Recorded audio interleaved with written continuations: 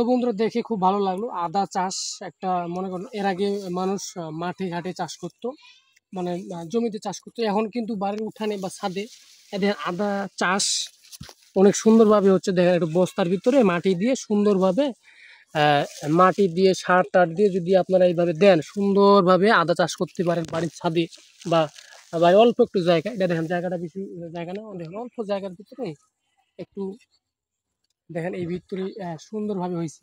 এটা কিন্তু দেখি একটা সুন্দর ভাবে একটা পরিকল্পনা। এইভাবে চাষ করলে আপনারা মনে করেন অল্প জায়গাতে অনেক চাষ করুন। দেখেন একটা জায়গাতে কতটুকু হয়েছে, দেখেন আদা মনে করেন যে সচরাচর দেখা যায় না।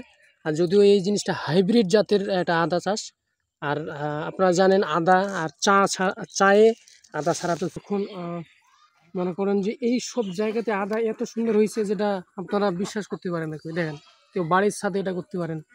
তো বন্ধুরা আসলে অনেক ভালো লাগলো দেখে এই জায়গাটা। দেখেন আদা চাষ এদিক দিয়ে দেখেন, নিচ দিয়ে দেখেন,